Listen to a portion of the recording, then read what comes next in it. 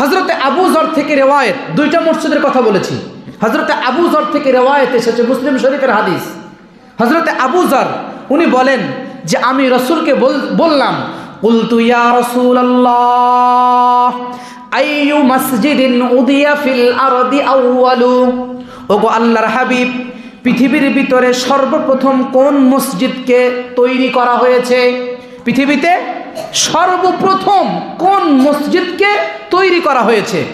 قال النبي صلى الله عليه وسلم المسجد الحرام, পৃথিবীর সর্বপ্রথম মসজিদ হলো মসজিদে হারাম। সুবহানাল্লাহ বলেন। সর্বপ্রথম মসজিদ কোনটা ভাই? বাইতুল্লাহ। কোনটা? বাইতুল্লাহ। এটার পিছনে যদি কিছু ইতিহাস বলা যায় তাইলে সময় লম্বা হয়ে যাবে, তারপরেও অল্প কথাই বলি। যখন বাইতুল্লাহ, যুগে যুগে বাইতুল্লাহর ইতিহাস, এই শিরোনামে বাইতুল্লাহর উপরে নির্ধারিত আলোচনা আসবে। এই শিরোনামে যুগে যুগে বাইতুল্লাহর ইতিহাস, এই শিরোনামে নির্ধারিত আলোচনা আসবে ইনশাআল্লাহ। তবে অল্প কিছু কথা, আজকের বাইতুল্লাহ যেখানে, কাবা যেখানে, এই কাবা পৃথিবীর সর্বপ্রথম জায়গা, মাটি হলো এইখানে। পুরা পৃথিবী শুধু জল আর জল, পানি আর পানি ছিল। ওই জায়গাটা একটু উঁচু ছিল। রব্বুল আলামিন যখন পৃথিবী তৈরি করতে চাইলেন তখন চতুর্দিক ওই জায়গাটা একটু নিচু হলো। চতুর্দিকের পানি এবং জলরাশির চতুর্দিক থেকে ওই জায়গায় গড়ে পড়তে লাগলো। পড়তে পড়তে পানির ভিতরে একটা ফেনা তৈরি হয় না? ওই ফেনা তৈরি হইতে হইতে একটা ইট সাদৃশ্য একটা জায়গা তৈরি হলো, শক্ত মাটি তৈরি হলো। এটাই হলো পৃথিবীর সর্বপ্রথম মাটি। সুবহানাল্লাহ বললেন না? এটাই পৃথিবীর সর্বপ্রথম মাটি। আজকের বাইতুল্লাহ যে জায়গায়, হাদিসে আসছে সুম্মা দুহিয়াতিল আরদু, এরপরে এই জমিনকে টেনে বিস্তৃত করা হয়েছে, এরপরে এই জমিনকে টেনে লম্বা করা হয়েছে। লম্বা করতে করতে আজকের এই পৃথিবী, আজকের এই পৃথিবী। তো মুহতারাম হাজরিন, তাইলে সর্বপ্রথম মসজিদ কোনটা? বাইতুল্লাহ। সর্বপ্রথম ঘর বাইতুল্লাহ পৃথিবীর ইতিহাসে। এরপরে আবু যর বলেন, কুলতু সুম্মা আইয়ুন, আমি বললাম ইয়া রাসূলুল্লাহ, এরপরে কোনটা?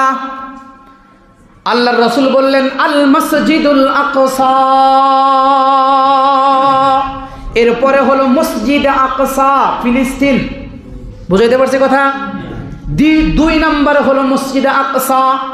আবু যর বলেন আমি এরপরে নবীকে বললাম, ওগো আল্লাহর রাসূল, কাম বাইনাহুমা, ওগো আল্লাহর হাবিব, প্রথম মসজিদ হলো, প্রথম ঘর হলো মসজিদ হারাম, দ্বিতীয় ঘর হলো মসজিদ আকসা। এই দুইটা ঘরের ভিতরে কত বছরের ব্যবধান? দুইটা ঘরের ভিতরে ব্যবধান কত বছরের? নবীজি বললেন আরবাউনা সানা, 40 বছরের ব্যবধান। কয় বছরের ব্যবধান? 40 বছরের ব্যবধানে আল্লাহ তাআলা এই দুইটা ঘর তৈরি করেছেন। হাদিসের শেষ অংশে রাসূল বলেন ওয়া আইনামা আদরাকাতকাস সালাহ ফাসাল্লি ফাহুয়া মসজিদুন, তাইলে তোমাদের জন্য পুরা পৃথিবীকে মসজিদ বানায় দেওয়া হয়েছে। যেই জায়গায় যখনই নামাজের সময় হবে তোমরা ওই জায়গাতেই নামাজ আদায় করবে, ওটাই তোমাদের জন্য মসজিদ। নামাজের সময় যেখানে হবে সাথে সাথে নামাজ পড়ে নিবা, ওটাই তোমাদের জন্য মসজিদ। তাইলে এই হাদিস দ্বারা কি বুঝলেন? প্রথম ঘর মসজিদ বাইতুল্লাহ। একটু জোরে বলেন না ভাই, বাইতুল্লাহ। দ্বিতীয় ঘর, এটা মাথায় রাখেন, শেষে আমি ফিনিশিং দিব ইনশাল্লাহ। দ্বিতীয় ঘর কি? আকসা, মসজিদে আকসা।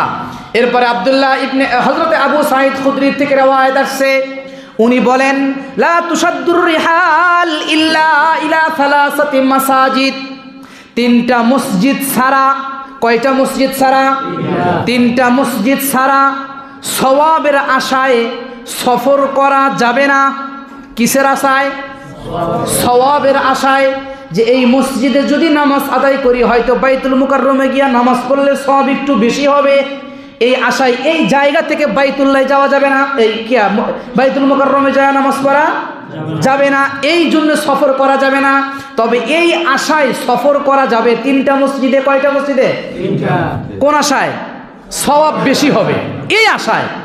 তার ভিতরে একটা হলো মসজিদুল হারাম বাইতুল্লাহ, 2 নম্বর হলো মসজিদি হাজা মসজিদে নববী মদিনায়, 3 নম্বর মসজিদুল আকসা।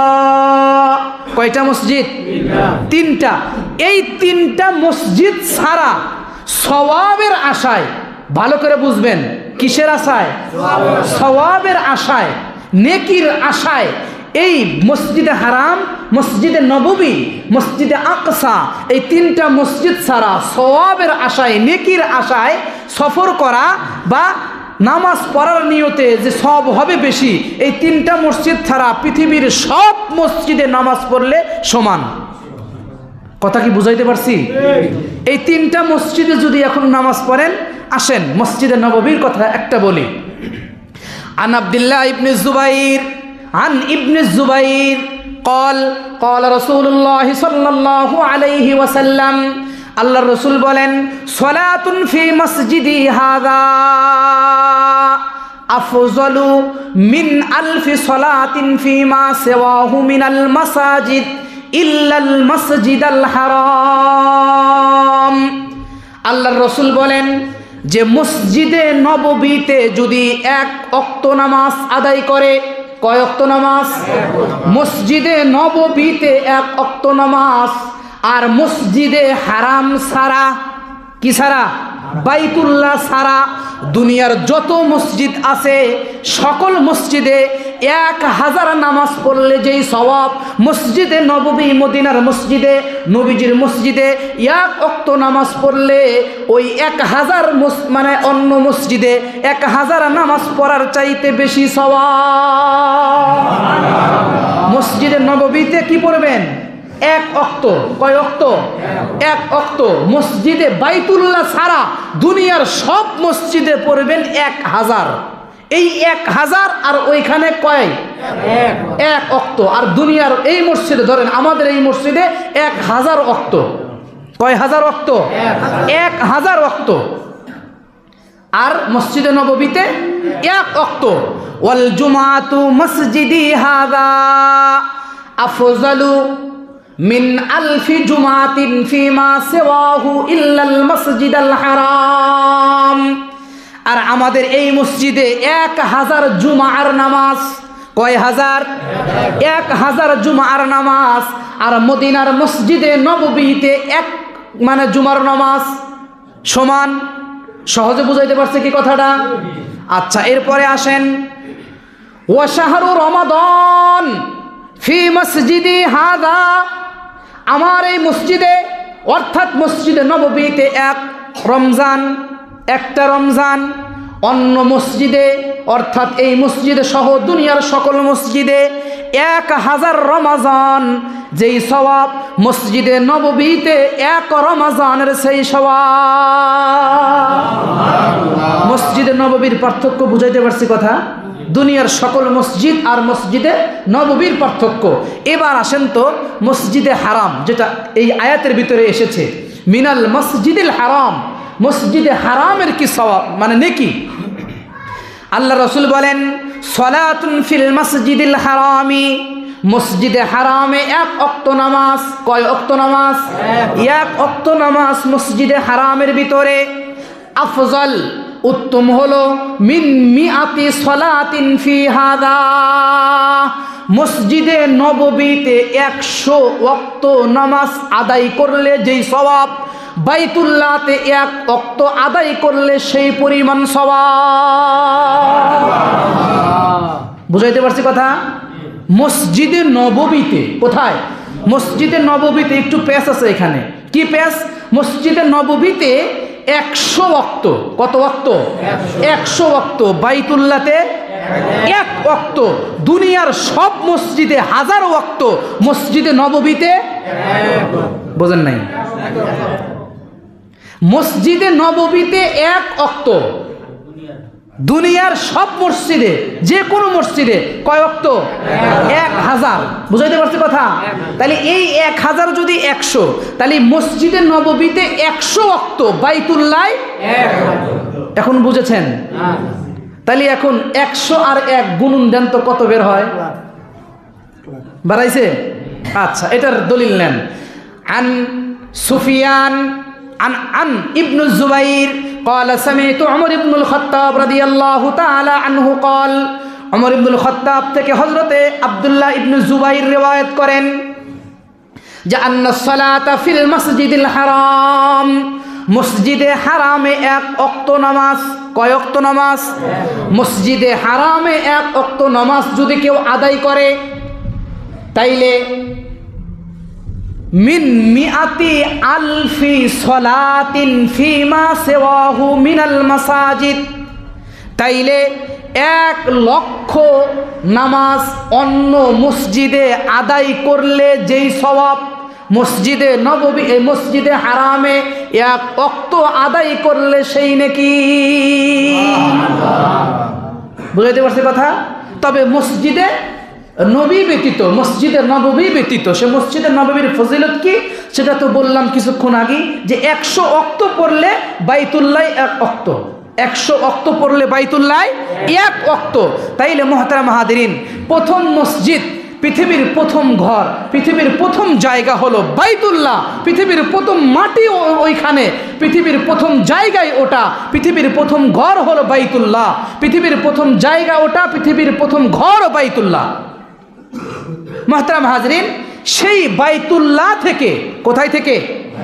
বাইতুল্লাহ থেকে নবীকে আল্লাহ তাআলা বলতেছেন সুবহানাল্লাযী আসরা বিআবদিহি লাইলাম মিনাল মাসজিদিল হারাম।